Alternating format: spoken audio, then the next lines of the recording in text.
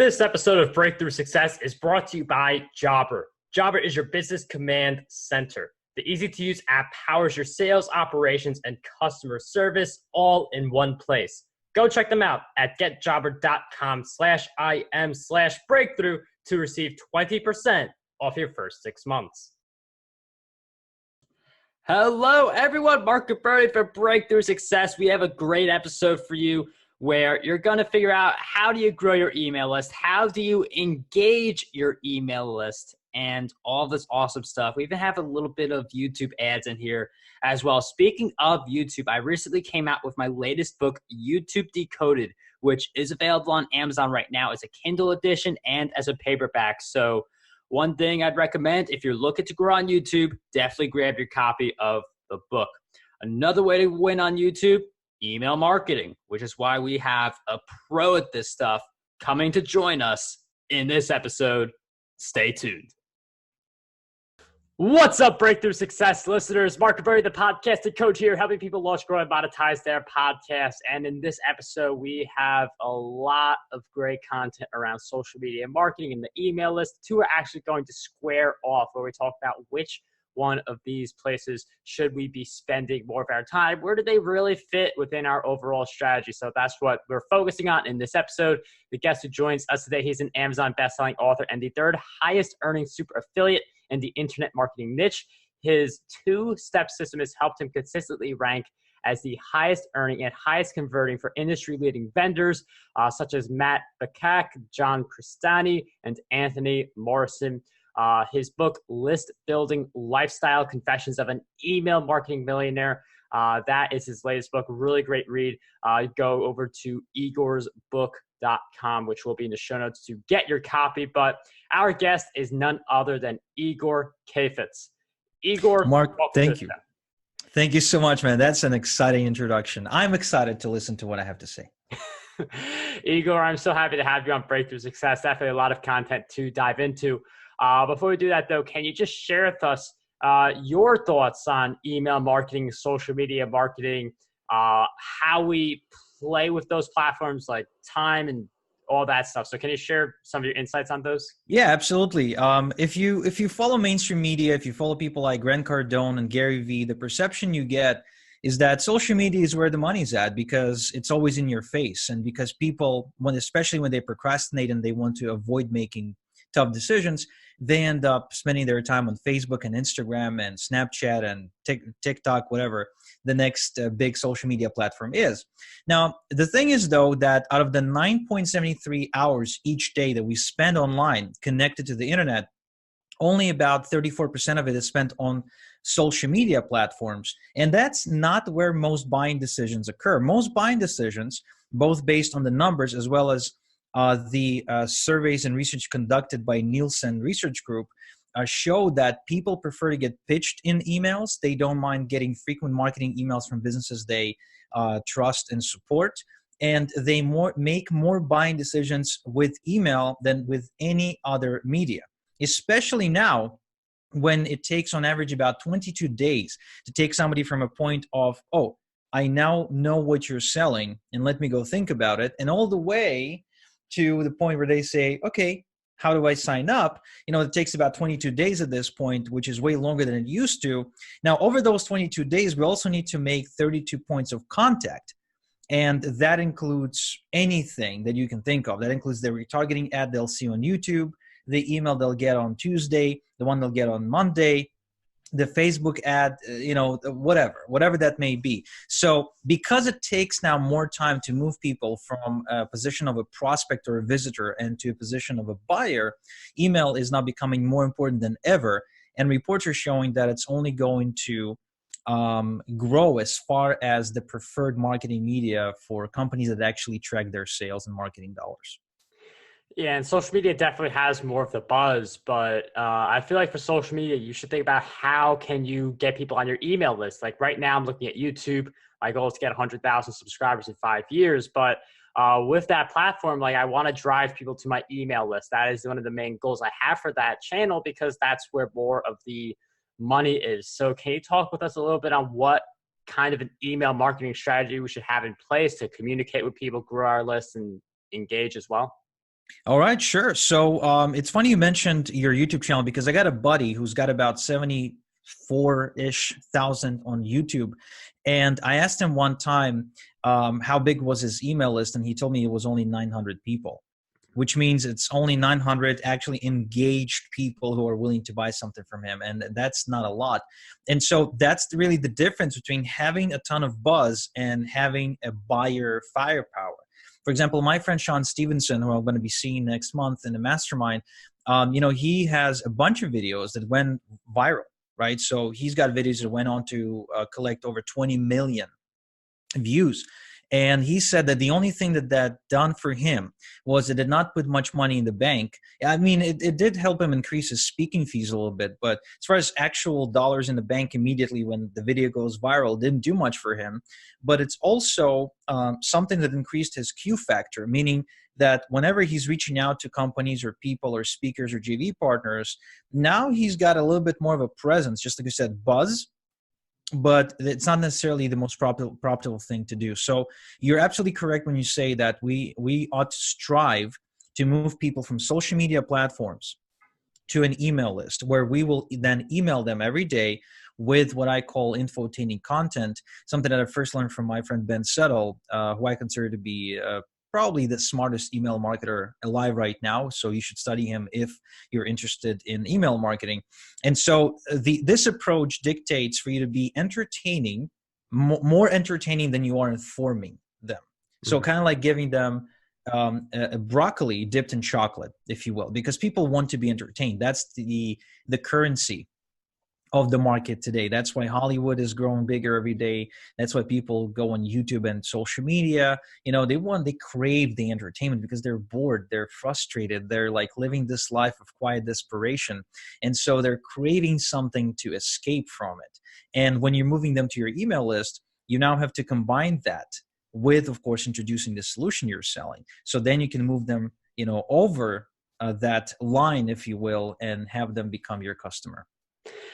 And it's interesting you mentioned the entertainment. I mean, I've seen this in play a little bit. I've seen like Russell Brunson. I know he's a big advocate for that entertainment side, but I feel like for some people it's a little harder. Like if you're a gaming channel or if you're into sports or something like that, like depending on the niche, the entertainment, like it's a little easier to see how to make the connection. But for like digital marketing, that's a very information heavy topic. So how do we put in the entertainment for something that's more info heavy? Well, incidentally, it's something that you're already doing, Mark. For instance, you're doing this with the podcast. You're making it entertaining. You're making it informative, but you're also keeping it very entertaining. You can tell it by the tone of your voice when you're introducing a new guest. You can tell it by the way you're setting up the environment. You can tell by the kind of questions you ask, because you can be discussing the same topic. And this is something I learned when I was writing my book. It's basically you can take the same idea and you can deliver that idea in a very boring way that will not engage anyone and people will never remember it. And you can then present the same idea in a very exciting way that makes people remember. Now, a great example to that is a format of a story. So if you email your list and you use a story to illustrate a point, that story can not only be entertaining for them, but can also move them way more effectively towards the purchase than just telling them what to buy. A great example is if you're in a niche such as the prostate niche. For example, if you're marketing to males over 40 years old who've got issues with their prostate, and this is example courtesy of my friend Ben Sell, by the way, because he's doing some marketing in that niche. So imagine sending your list an email that talks about how, you have this buddy, his name is Jerry, and Jerry just turned 32 last year. And one night, Jerry couldn't fall asleep. He felt that he really needed to pee. So he goes into the bathroom, but he can't pee. Like nothing comes out. So it turns, and he tries and tries for about an hour until it just hurts so bad that he goes to the ER. And then they stick this little tube up his penis or something. And so all of a sudden it becomes this really gory, detailed story that you can't really get that image out of your mind. So that's a part of entertainment. That's one of those entertaining particles. Now, if we take something boring, like give me a boring topic. I don't want to say something that like painting and like this family is not like a hot thing to do, but I know for other people it's their passion, but we'll use that as the example. Okay, so let's say you're either selling. So are you selling paintings, or are you teaching people how to paint? Let's say selling paints. Okay, great. So let's say you're selling paintings and you need to move somebody from your list to become a customer, meaning you need them to buy a painting of some kind, either to order a custom one or to order one that already exists. Let's take as an example of selling a custom painting. So an entertaining way of presenting that as an idea or emailing about it was to, again, let's use storytelling, because just such a great way to do it. And you can do it every day in every email. People don't get tired of that. Imagine telling your list a story of how you've had this client who approached you, and their daughter was turning 7 on November 1st. And what they wanted to do is they wanted to really help their daughter have better self-esteem, because they noticed that that she has this very low self-esteem and she's been really struggling socially because of that.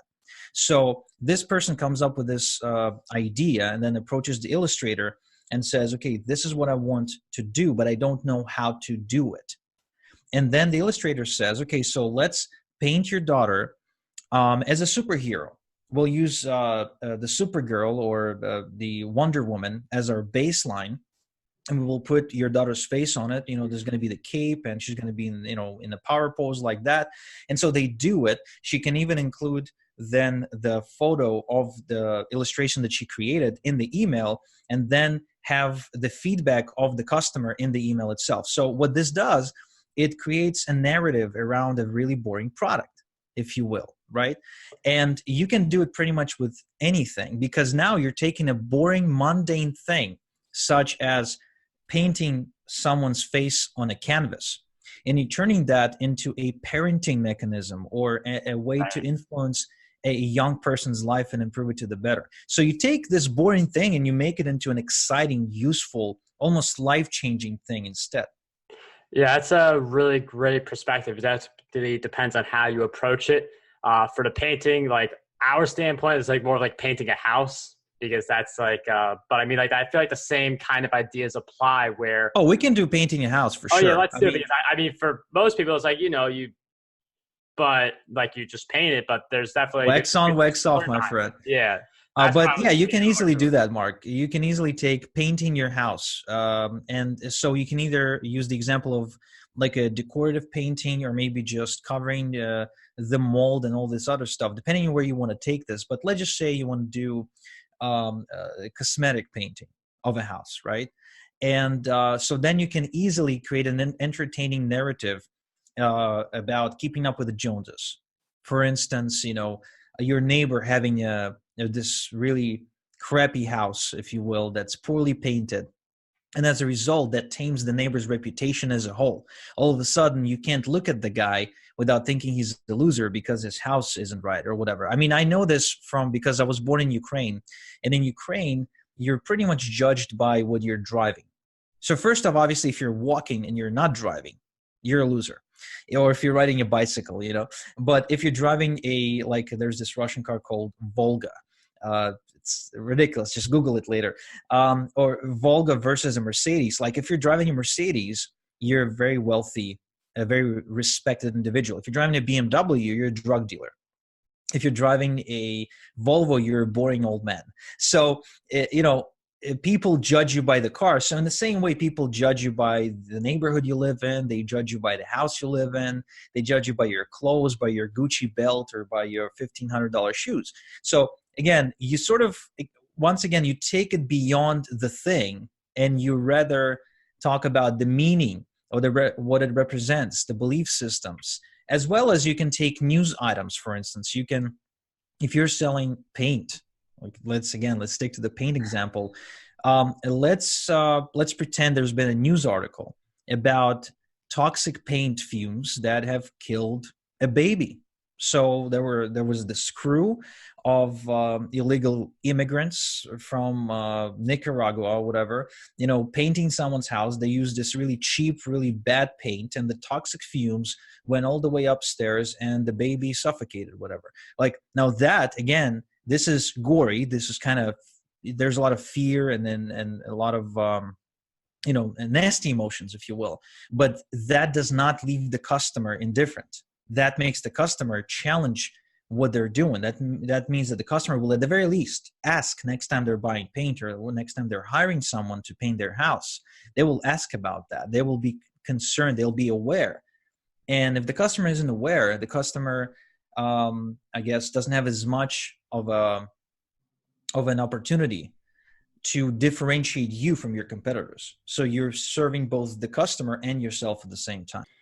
Coming up, we'll talk about how you can grow your email list, because it's great to get all this engagement, but how do we get people on the list in the first place? That's what we're going to talk about soon. But first, we have the Jobber Minute. And I know with business software out there, people think that it's going to be really hard to adapt, really hard to get used to.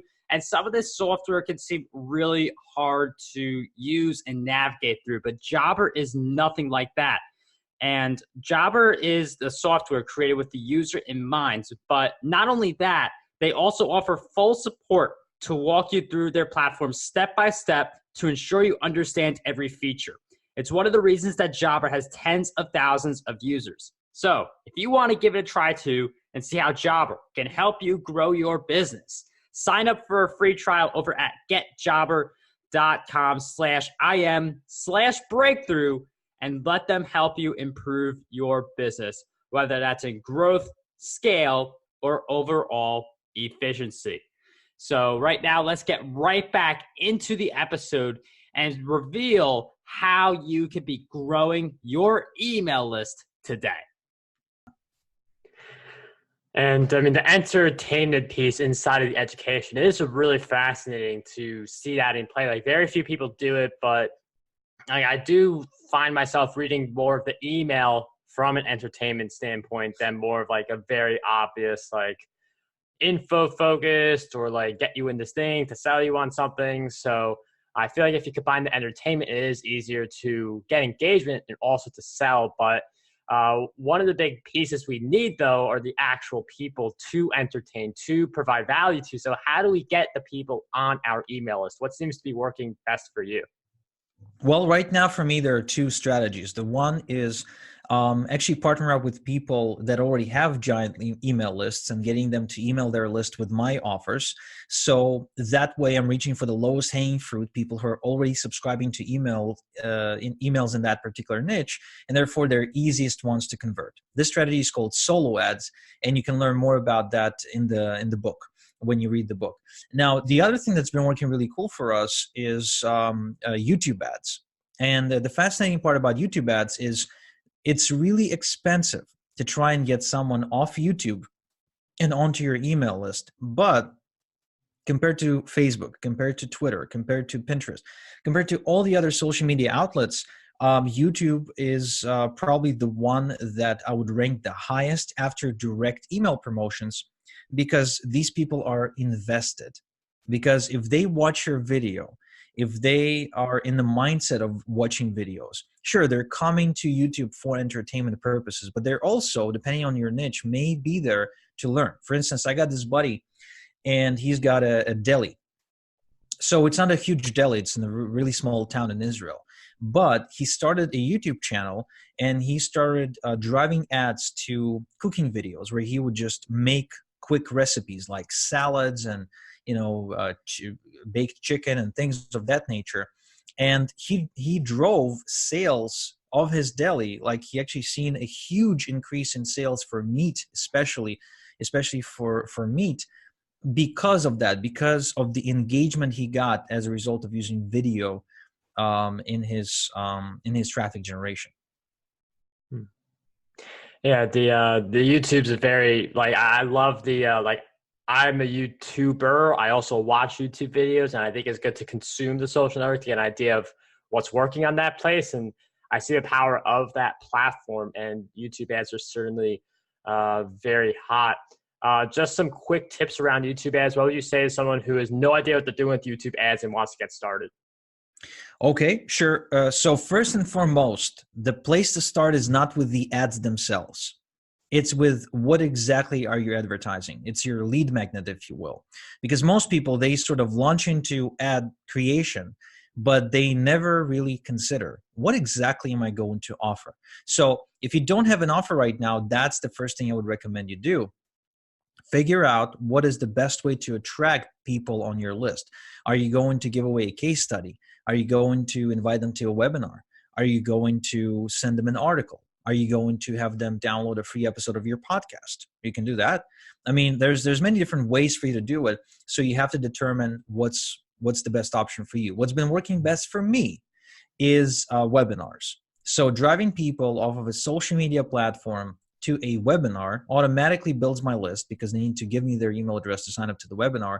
And it's also allowing me to immediately establish myself with those subscribers, to tell them exactly what to expect from me, to share my philosophy with them.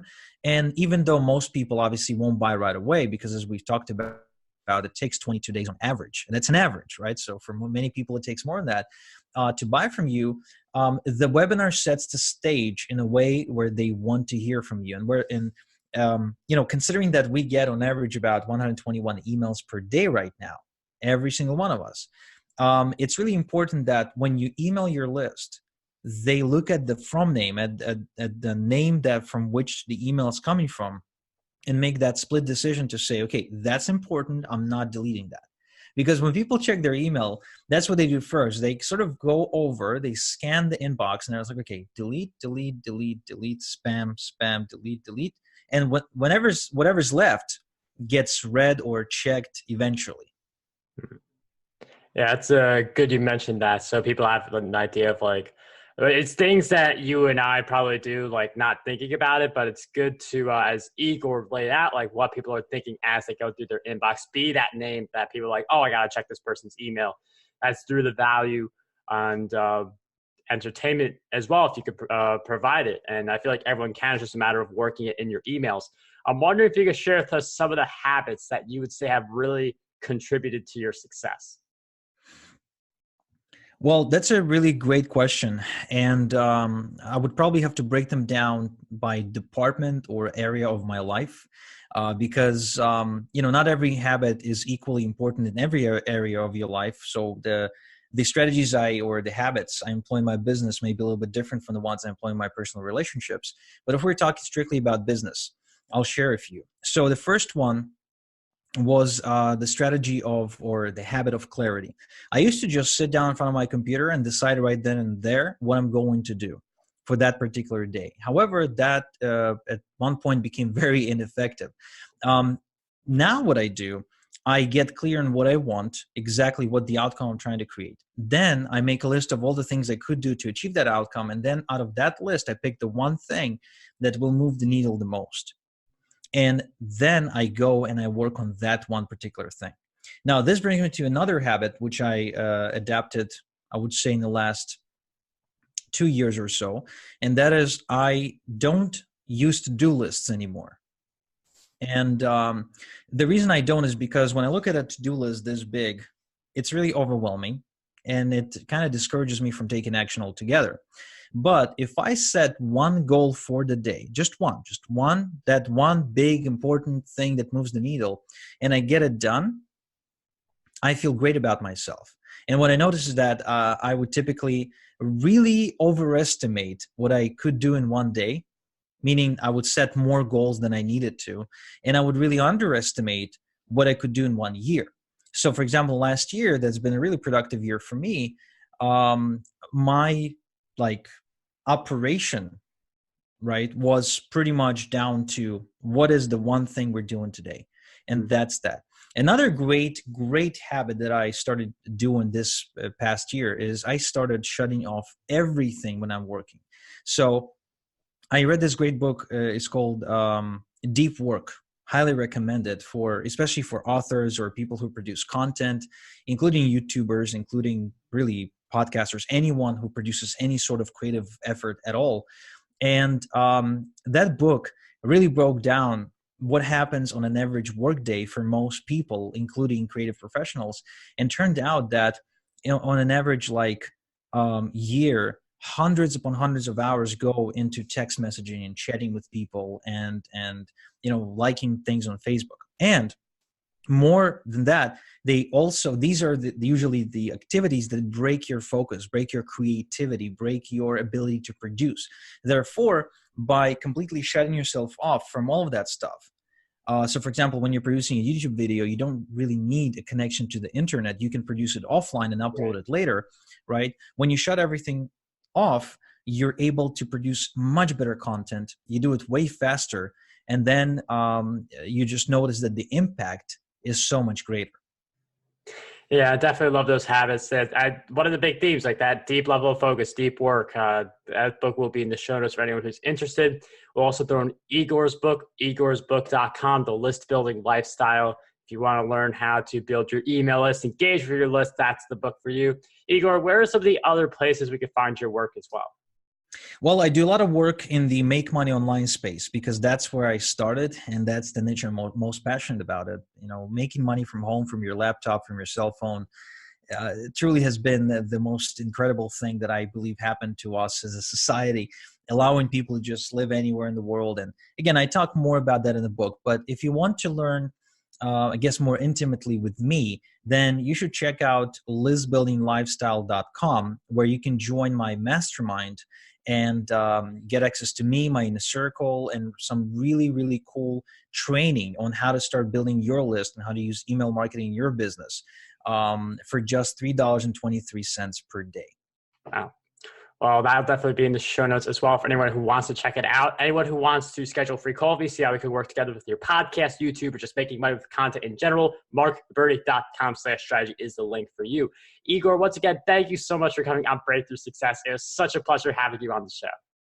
Igor, once again, thank you so much for coming on Breakthrough Success. And for everyone listening, next episode that comes out, we have a young, ambitious entrepreneur. And we're also going to talk about how you can achieve growth without the overwhelm. So if you feel like you're overwhelmed now, if you're a little nervous about what the future holds, if you do have to grow, what are some of the sacrifices you have to make, things like that, you can achieve growth without overwhelm, and you can become successful at a young age. So we have a guest who will be coming on the next episode of Breakthrough Success to talk a little bit about that. But once again, thank you guys so much for coming on and listening to this episode. I'd greatly appreciate if you guys could just leave a quick review if you haven't already on iTunes. It really makes a big difference for the show. And also join us in the Breakthrough Success Facebook group. I'd really love to see it in there. We've got a ton of awesome listeners all networking, sharing their insights from past episodes. So I definitely really love to see you in that group as well. Anyway, signing off, what I want you guys to do, dream big, achieve greatness, and unlock your potential today. This episode of Breakthrough Success was brought to you by Jobber. Jobber is your business's command center. The easy-to-use app powers your sales, operations, and customer service all in one place. Start a free trial or sign up today to receive 20% off your first 6 months over at getjobber.com/im/breakthrough.